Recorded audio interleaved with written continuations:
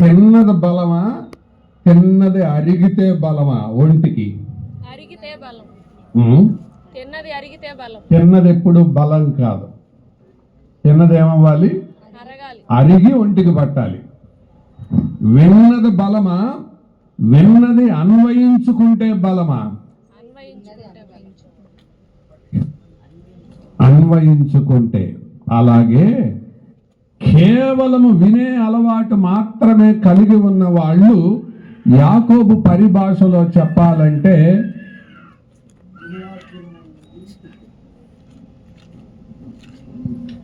కేవలము వినే అలవాటు మాత్రమే కలిగి ఉండి ఆ వాక్యం చెయ్యని వాళ్ళు, యాకోబు పరిభాషలో చెప్పాలంటే వాళ్ళు తమను తాము మోసం చేసుకుంటున్నట్లు లెక్క. దేవుణ్ణి కాదు, సేవకుని కాదు, సంఘాన్ని కాదు, దోతలను కాదు, ఎవరినాళ్ళు మోసం చేసుకున్నట్టు లెక్క? తమను తామే. కాబట్టి వాక్యం నీకు గుర్తుండకపోతే మోసం చేసేది ఎవరినో తెలుసా? నిన్ను నువ్వే. అంటే మీకు అర్థమవటానికి చెప్పనా? నా జేబులో పరుసు తీసి ఎవరైనా చూస్తున్నారా, అటు ఇటు చూస్తున్నారా అని చూసి తీసి దాచిపెట్టేసి నా పరుసు పోయింది అని చెప్పాను అనుకో, నేను ఎవరిని మోసం చేసినట్టు చెప్పండి? నన్ను నేనే.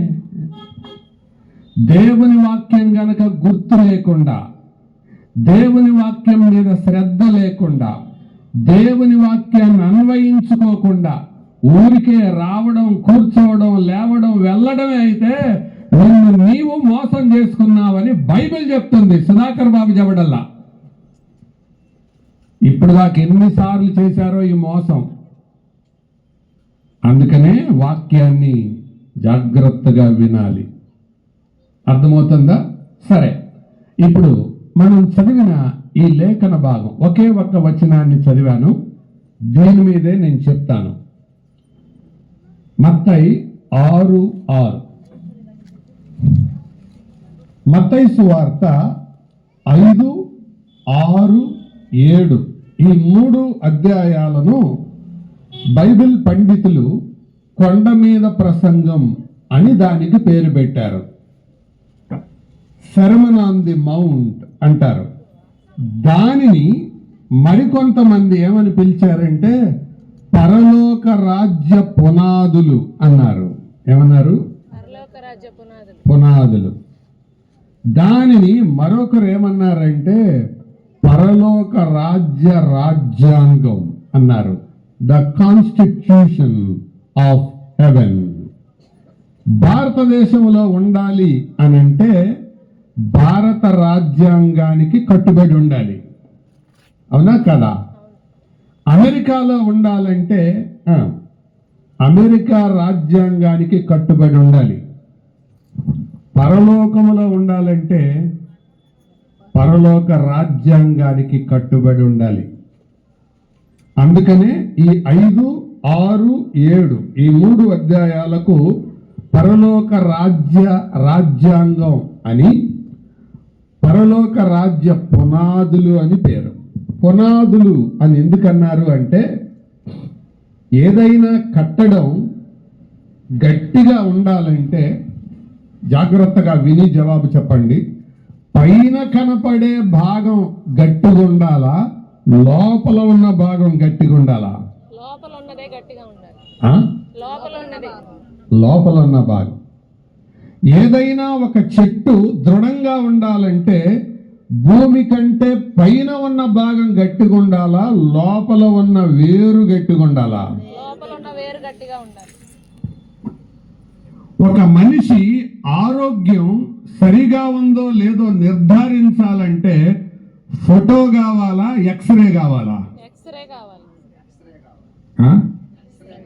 డాక్టర్ గారి దగ్గరికి వెళ్ళి వారం రోజుల నుండి నాకు జ్వరం వస్తుందండి, తగ్గటం లేదు, ఇదిగోండి నా పెళ్లి ఫోటో అని ఇచ్చారనుకోండి, ఏమంటారు?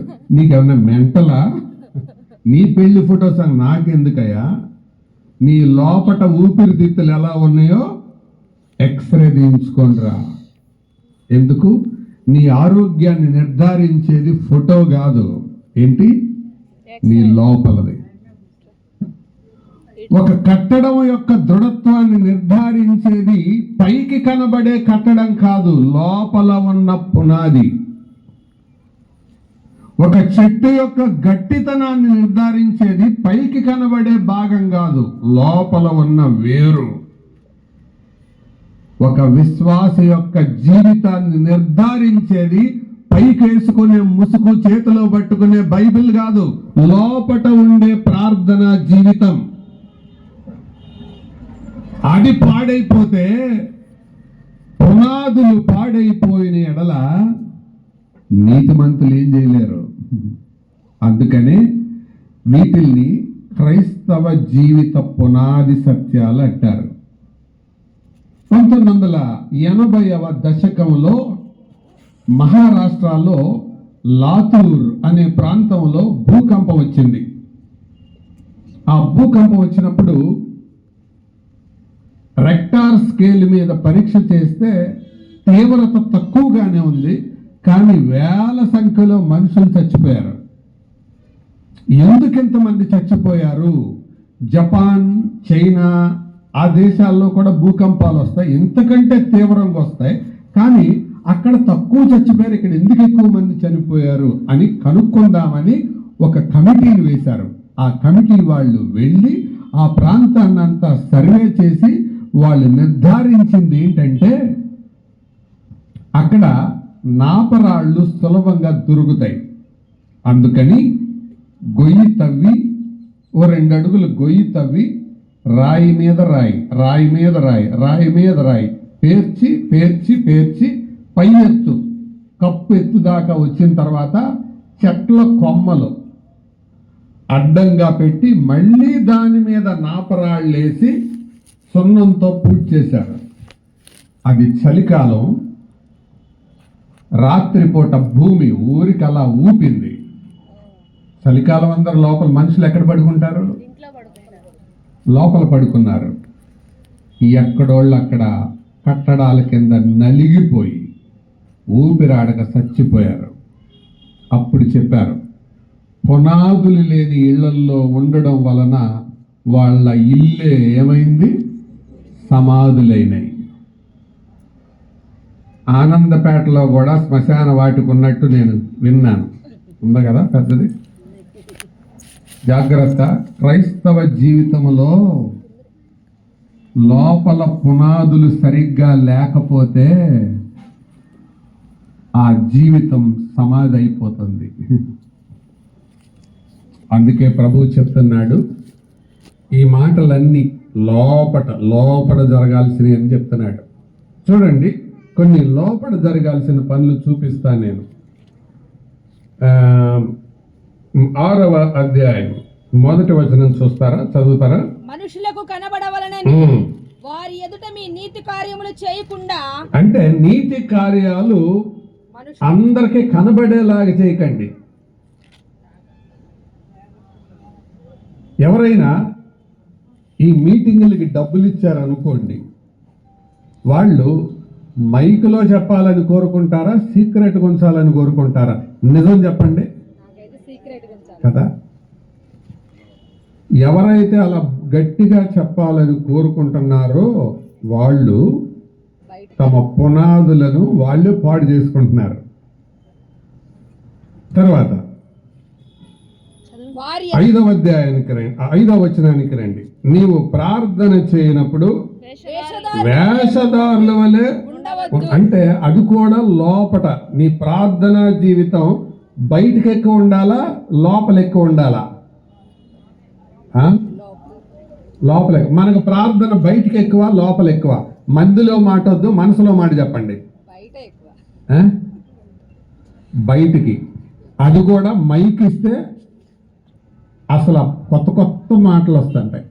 ప్రార్థన చేసేటప్పుడు అవసరం లేని పదాలు వస్తుంటాయి. ఒక ఆయన ప్రార్థన చేయమని ఇచ్చారు, ఇక ఆయన కొత్త భాష వాడి చెబుతున్నాడు. ఏమని? ప్రభా ప్రేమానమ్మకం కలిగిన పర్లేదు అయ్యా బాబు, కొద్దిగా ఎక్కువ పెంచయ్యా బాబు, తండ్రి నీకు వందనాలు స్తోత్రాలు, కొద్దిగా సౌండ్ పెంచయ్యా. ప్రార్థన ఎవరికి చేస్తున్నారు? దేవుడికి ఎక్కువను సౌండ్ కావాలా? చాలా మందికి దురద ఉంటుంది. ప్రార్థన అనేది మనుషులు చూసేలాగా చేద్దామని. ప్రభు అదే చెప్తున్నాడు, నీ సీక్రెట్, నువ్వు నీతి కార్యాలు చేసినా అది సీక్రెట్గా జరగాలి, ప్రార్థన చేసినా అది సీక్రెట్గా జరగాలి. 16వ వచనానికి రండి. మీరు ఉపవాసము చేయనప్పుడు, వేషధారుల వలె ఉపవాసం చేసేటప్పుడు జారిపోయిన ముఖం వేసుకొని అందరి ముందు ఏదో బట్టలని చింపిరిగేసుకొని పాచీర కట్టుకొని ఉండొద్దు. అట్లా కాదు, ఫ్రెష్గా ఉండు, తాజాగా ఉండు, ఓ ప్రత్యేకమైన దినంలాగా ఉండు, సీక్రెట్గా ఉపవాసం ఉండు. కానీ మనం ఉపవాసం ఎట్లా ఉంటుంది? మనుషులకు కనబడాలి. అబ్బో ఊరంతా చెప్పాలి. కొంతమంది దాన్ని మేము ఆల్ నైట్ ప్రేయర్కి వెళ్ళామండి అంటారు. అందులో హాఫ్ నైట్ కూడా ఉండరు వీళ్ళు. కానీ ఫోజు మాత్రం ఆల్ నైట్కి వెళ్ళామండి అంటారు కదా. అందులో ప్రార్థన చేసింది అంత, నిద్రపోయింది అంత, పాటలు పాడింది అంత, ఇవన్నీ కడితే ఆల్ నైట్ ప్రేయర్కి వాళ్ళు మహాప్రార్థనలో ఉంది ఒక 5 నిమిషాలు 10 నిమిషాలు ఉంటుంది. కానీ ఫోజు మాత్రం ఏం చెప్తారు? All night prayer. క్రైస్తవ్యం అడ్డదారి పడుతుంది, పక్కదారి పడుతుంది, పునాదులకు దూరంగా బతుకుతుంది. అందుకనే పునాదులు బాగు చేసుకుందాం. ఈ పునాదులు బాగు చేయడానికే ప్రభు మాట్లాడతారు. 6వ అధ్యాయం 6వ వచనాన్ని నేను దాని మీదే నేను దృష్టి నిలుపుతాను. 6:6 ఈ మాట చదివేటప్పుడు నేను బైబిల్ గ్రంథంలో ప్రార్థనకు సంబంధించిన వచనాలన్నీ దేవుడు ఎంత సులభంగా రాసి పెట్టాడా అనిపిస్తుంది. 6:6 ఇప్పుడు చదివాం కదా. నేను ఇంకో రెఫరెన్స్ చెప్తాను. బైబిల్ చూడకుండా నా ముఖం వైపు చూసి చెప్పండి. ఇదే మత్తయి సువార్త 7:7 చెప్పండి. అడుగుడి మీకు చూసారా? అడుగుడి అది కూడా అంత ఈజీగా ఉంది. 7:7 తర్వాత ఇది సులభంగా చెప్పారు. అలాంటిది ఇంకోటి అడుగుతాను, చెప్పండి చూద్దాం. యోహాను 14:14 దేవుడు అది కొంచెం తికమక అవుతున్నారు. సరే చూడండి 14:14 ఒకళ్ళిద్దరు గెస్ట్ చేశారు. నా నామమున మీకు నన్నేమి అడిగినను. అబ్బా ఎంత బాగుందండి. రెఫరెన్సులు చూసారు ఎలా ఉన్నాయో. మొదట ఏం చదివాం? 6:6 తర్వాత 7:7 తర్వాత 14:14 ఇంకోటి చెప్పనా? 33:3 ఇర్మియా గ్రంథం. నాకు మొర్రపెట్టుము నేను నీకు ఉత్తరం. ఎంత బాగుంది కదా. 33:3 సెల్ ఫోన్ భాషలో చెప్పాలంటే 333 అన్నమాట. అంతే కదా. ఫోన్ నంబర్ లాగా చెప్పాలి 333 33:3. ఎంత సులభంగా ఉంది. ఎందుకో తెలుసా? ప్రార్థనకు సంబంధించిన విషయాలన్నీ దేవుడు పరిశుద్ధాత్మ ద్వారా అలా సులభంగా అందుబాటులో ఉండేలాగా సంకల్పించాడు. వీటిల్నే హెల్ప్ లైన్ నంబర్స్ అంటారు. ఏమంటారు? హెల్ప్ లైన్ నంబర్స్ అంటే రాత్రిపూట ఎవరికైనా గుండె నొప్పి వచ్చింది అనుకోండి, వెంటనే ఏ నంబర్కి ఫోన్ చేస్తారు? 108. ఎందుకు? సులభంగా ఉంటుంది. ఎందుకు ఆ నంబర్ ఈజీగా పెట్టారు అంటే మనిషికి ఈజీగా గుర్తుండటానికి. ఒకవేళ గొడవ అయిందనుకోండి, ఏ నంబర్కి ఫోన్ చేస్తారు? 100 కదా. ఎందుకు? అది హెల్ప్ లైన్ నంబర్. ఇల్లు కాలుతున్నాయి అనుకోండి 101 కదా. ఎందుకు? సులభంగా ఉంటాయి. Fire engine. ఈ రీతిగా అలా కాకుండా 713 145 591 అంటే ఎవరికి గుర్తుంటుంది అది? ఈ సులభంగా ఉన్నాయి చూసారా. అలాగే దేవుడు కూడా తన గ్రంథములో ప్రార్థనకు సంబంధించిన అంశాలు సులభంగా గుర్తుండేలాగా అమర్చి పెట్టాడు. సరే, ఇందులో 6వ అధ్యాయం 6వ వచనంలో ఏమన్నాడు? చదువుదామా? 6:6 నీవు ప్రార్థన చేయనప్పుడు నీ గదిలోనికి వెళ్ళి తలుపు వేసి రహస్యమందున్న అందరూ చదవండి. రహస్యమందున్న ఇంకోసారి రహస్యమందున్న ఇంకొకసారి రహస్యమందున్న నీ తండ్రి. ఇంకొకసారి అనండి. నీ తండ్రి. బైబిల్ గ్రంథములో 2 భాగాలు ఉన్నాయి, పాత నిబంధన, కొత్త నిబంధన. ఈ కొత్త నిబంధనలో మొదటిసారి దేవునిని తండ్రిగా పరిచయం చేస్తున్నాడు యేసు ప్రభు. అంతకుముందు యెహోవా దేవుడు. పాత నిబంధన కాలపు భక్తులు ఎవరు దేవునిని తండ్రి అని పిలవలేదు. అవునో కాదో మీతోనే చెప్పిస్తాను. విశ్వాస విషయంలో బైబిల్లో మాదిరి ఎవరు? అబ్రహాం. మామూలుగా అబ్రహాం కదా. అబ్రహాం విశ్వాసం గొప్పదా, మన విశ్వాసం గొప్పదా? ఊరికే తూకం వేద్దాం, మీరు చెప్పండి. ఇదే గొప్ప. ఆ? అబ్రహాం. అబ్రహాందేనా? ఏంటంటే అడగొస్తున్నారు. అబ్రహాందే కదా. అబ్రహాము విశ్వాసం, అబ్రహాము సమర్పణ, అబ్రహాము త్యాగం గొప్పది కదా. కానీ ఏనాడైనా దేవునికి ప్రార్థన చేసేటప్పుడు తండ్రి అని అన్నాడా? అన్నాడా? ఏంటంటే అడు చూస్తున్నారు. అవును కాదు జవాబు చెప్పండి. అనలేదు. సరే, సాత్వికములో టాప్ లెవెల్ ఎవరు? భూమి మీద ఉన్న వారందరిలో మోషే. మోషే సాత్వికం గొప్పదా, మన సాత్వికం గొప్పదా? మోషే. ఆ? మోషే గొప్ప. ఎందుకు? ఆయనకి 40 ఏళ్లలో 3 సార్లు కోపం వచ్చింది. మనకు 4 నిమిషాల్లో 40 సార్లు కోపం వస్తుంది.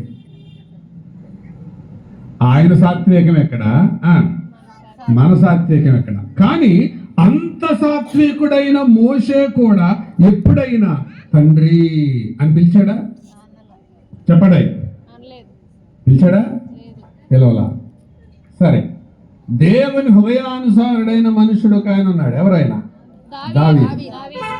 దావీదు ఎక్కువ హృదయానుసారుడా, మనం ఎక్కువ హృదయానుసారులమా? దావీదే. కదా. దావీదేనాడైనా ప్రార్థన చేసేటప్పుడు తండ్రి అని అన్నాడా? చెప్పండి. అనలా. సహనంలో, ఓర్పులో ఎవరు టాపు? యోబు. కానీ ఏనాడైనా ప్రార్థన చేసేటప్పుడు తండ్రి అన్నాడా?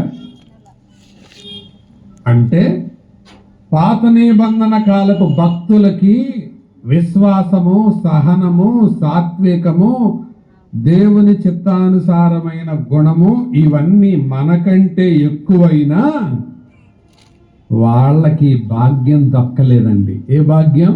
తండ్రి. దేవునిని తండ్రి అనే భాగ్యం దొక్కల. కానీ ఆ భాగ్యం ఎవరికి దొరికింది? దౌర్భాగ్యులమైన మనకు దొరికింది. ఎంత గొప్ప భాగ్యం! అర్థమవుతుందా సోదరులారా, సోదరీలారా? ఈ భాగ్యం ఎంత గొప్పది దేవుడు మనకిచ్చాడు. అందుకే అంటున్నాడు, అంటే ఆయన ఈ వాక్యాన్ని చెప్పేటప్పుడు ఒక కొత్త సంబంధాన్ని పరిచయం చేస్తున్నాడు. ఏం పరిచయం చేస్తున్నాడు? కొత్త సంబంధం. ఏంటి ఆ సంబంధం? దేవునిని తండ్రి అని పిలవడం. ఎంత గొప్ప భాగ్యం! నేను వాక్యంలోకి వెళ్ళబోయే ముందు ఈ ప్రశ్న అడుగుతున్నాను. దేవుడు నీకు తండ్రేనా? ఆయన నీకు తండ్రి అయ్యాడా? ఊరికే పెదాలతో పిలుస్తున్నావా? సంక్రాంతికి గంగిరెద్దులోళ్ళు వస్తుంటారు. విన్నారు ఎప్పుడైనా? తెలుసు. సంక్రాంతి గంగిరెద్దులు ఎప్పుడైనా చూసారా? ఆ గంగిరెద్దులోళ్ళు వచ్చినప్పుడు ఆ లోపల డప్పు కొట్టుకుంటూ ఆ ఇంటి ముందు ఆగి ఏమంటారు? ఇంటి ముందు ఆగి అమ్మగారు కూర్చోండి, థ్యాంక్ యూ. ఇంటి ముందు ఆగి అమ్మగారు, తల్లిగారు, మహాతల్లి గారు, ధర్మతల్లి గారు అంటారు. ఎన్నిసార్లు ఆ గంగిరెద్దులు అతను తల్లిగారు, అమ్మగారు అని అంటే లోపల ఆవిడ, అరే నువ్వు ఇప్పటికి 10 సార్లు తల్లిగారు అన్నావు కదా, రా లోపలికి రా, డైనింగ్ టేబుల్ మీద కూర్చో, అన్నం పెడతాను అడదా? ఎందుకందో? పైకి మాత్రం. మరి 10 సార్లు అన్నాడుగా. 10 కాదు 100 సార్లు అన్నా లోపలికి పిలవదు. ఎందుకు పిలవదు? అదే నా ప్రశ్న. తల్లి అనేది అది మాట సంబంధం అంతే. అదే కన్న కొడుకు అమ్మా ఆకలేస్తుంది అన్నం పెట్టవే అన్నాడు అనుకో, నా బంగారు కన్నా రారా అంటది. ఎన్నిసార్లు అంటే ఒక్కసారి. ఆడేమో డప్పు కొడతా పెద్ద సౌండ్, ఆ ఇంటికి ఈ ఇంటికి అంత సౌండ్ చేస్తా, తల్లిగారు ధర్మ తల్లిగారు మహాతల్లిగారు అన్న లోపలికి పిలవలా. కన్న కొడుకు ఒక్కసారి అమ్మా అనగానే పలికింది. ఏంటి తేడా మీరు చెప్పాలి. అదే ఏంటి కన్న కొడుకు? అది రక్త సంబంధం. యేసు ప్రభుతో కూడా మాట సంబంధం వేరు, రక్త సంబంధం వేరు. ఈరోజు నేను అడుగుతున్నాను, యేసు ప్రభుతో నీకున్న సంబంధం ఏంటి? మాట సంబంధమా, రక్త సంబంధమా? రక్త సంబంధం. రక్త సంబంధం అంటే యోహాను సువార్త 1వ అధ్యాయం 12వ వచనం జరగాలి. ఏముంది యోహాను 1:12? తన్ను ఎందరు అంగీకరింతురో అనగా తన నామమందు విశ్వాసముంచు వారికి దేవుని పిల్లలగుటకు ఆయన అవకాశం కాదు, అవకాశం వేరు. అవకాశం అంటే ఛాన్స్, అవకాశం అంటే ఆపర్చునిటీ, అధికారం అంటే అథారిటీ. నిజంగా యేసు ప్రభువుని అంగీకరించిన వాడికి, ఆయన రక్తం చేత కడగబడిన వాడికి దేవుని పిల్లలటానికి ఆపర్చునిటీ కాదు దేవుడిచ్చింది, అథారిటీ ఇచ్చాడు. నేను 7వ తరగతి చదువుకునేటప్పుడు యేసు ప్రభువుని నా స్వంత రక్షకుడిగా అంగీకరించాను. I was saved when I was in 7th class. ప్రభు మహిమార్థం చెప్తున్నాను ఈ మాట. సీరియస్ గా దేవుని వాక్యాన్ని వింటూ ఉండగా భయం కలిగింది. ఆటలు ఆడుకునే ఆ వయసులో ఆ రాత్రి ఇంటికి వెళ్ళిన తర్వాత నిద్ర పట్టకపోతే ఇంటి వెనకాల మంచం వేసుకొని నిద్ర పట్టని రాత్రి ప్రక్కనే మోకరించి ప్రార్థన చేశాను. తండ్రి, ఇప్పటి వరకు అలవాటుగా వెళ్తున్నాను, పాటలు పాడుతున్నాను, వాయిద్యాలు వాయిస్తున్నాను. కాబట్టి పాటలు పాడే వాళ్ళందరూ, వాయిద్యాలు వాయించే వాళ్ళందరూ పరలోకానికి వెళ్తారని భ్రమపడొద్దు. అర్థమవుతుందా? ఇక్కడ పాడే వాళ్ళకు, వాయించే వాళ్ళకు కూడా చెప్తున్నాను, నా జీవితమే సాక్ష్యం. ఎందుకంటే వీళ్ళు పాటలు పాడాక వాయిద్యాలు వాయించిన తర్వాత ఉండరు, జంప్ వినరు, వాక్యం వినరు, వాళ్ళకి అవసరం లేదు అది. కానీ దేవునికి కావాల్సింది ఎవరు? నా మాట విని నన్ను అంగీకరించిన దాని చొప్పున చేయువాడు. మిగతా వాళ్ళు అవసరం లేదు దేవునికి. God doesn't care. ఎవడు దీనుడై నలిగిన హృదయం గలవాడై నా మాట విని వణుకుతాడో వానినే నేను దృష్టిస్తాను. మిగతా వాళ్ళందరూ నా దృష్టిలో చెత్త ముఖాలు, చెత్త రకాలు. ఎంతమంది ఉన్నారు ఇక్కడ ఈ మీటింగ్ లో? అలవాటుగా వచ్చి కూర్చొని లేచి వెళ్ళిపోయేవాళ్ళు. మీరందరూ దేవుని దృష్టిలో ఒక చెత్త రకం. ముసుకేసుకొని కూర్చోవద్దు. మనుషులు పైకి చూడొచ్చు, పాస్టర్ గారు అమ్మో పలానా సిస్టర్ గారు వచ్చింది, బ్రదర్ గారు వచ్చారు అని సంతోషపడవచ్చు. దేవుడు అట్లా సంతోషపడ్డు. ఎందుకు? ఆయన కళ్ళు పడడమే ఎక్కడ పడతాయి? హృదయం మీద పడతాయి. నీ లోపల పడతాయి. నువ్వు పైకి ఎట్లా ఉన్నావు ఆయనకు అనవసరం. మనుషులు పై రూపం చూస్తారు, దేవుడు హృదయాన్ని చూస్తాడు. అందుకే 7వ తరగతిలో నమ్ముకున్నాను. 9వ తరగతిలో సండే స్కూల్ టీచర్ని అయ్యాను. 10వ తరగతిలో బాప్తిస్మం తీసుకున్నాను. అప్పటి నుంచి దేవునిలో ఎదుగుతున్నాను. ప్రభు మహిమార్థమై చెప్తున్నాను. ఇదంతా ఎందుకు చెప్పానంటే, ఆయన నీకు తండ్రి అయ్యాడా? అది ప్రశ్న. అందుకే అంటున్నాడు ఆయన, నీవు ప్రార్థన చేయనప్పుడు నీ గదిలోకి వెళ్ళు, తలుపేసుకో, రహస్యమందున్న నీ తండ్రి, యువర్ ఫాదర్, నీ తండ్రి. కాబట్టి తండ్రితో సంబంధం చాలా చాలా ప్రాముఖ్యం. ఇది లేకుండా మాట సంబంధం ఓటి సంబంధం. గుర్తుపెట్టుకోండి, మాట సంబంధం ఓటి సంబంధం. యేసు ప్రభు ఇదే మత్తయి సువార్త ఇందాక 6 చదివాం కదా, 7వ అధ్యాయంలో ఇలాగంటాడు, ప్రభువా ప్రభువా అని చాలా మంది అరుస్తున్నారు. రైట్, ఎవర్రా మీరెవరో నేను ఎరగను, గెట్ లాస్ట్ అంటాడు. ఎందుకు? ప్రభువా ప్రభువా అని ఒకసారి పిలిచేది 2 సార్లు పిలిచారు వాళ్ళు. ఎందుకది? అది మాట సంబంధం.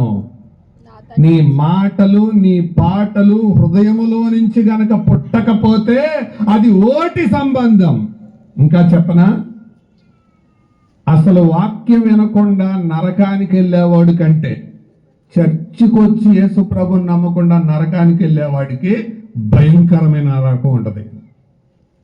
ఎందుకంటే ఈయన వాని క్రియ చొప్పున తీర్పు తీర్చే దేవుడు ఆయన.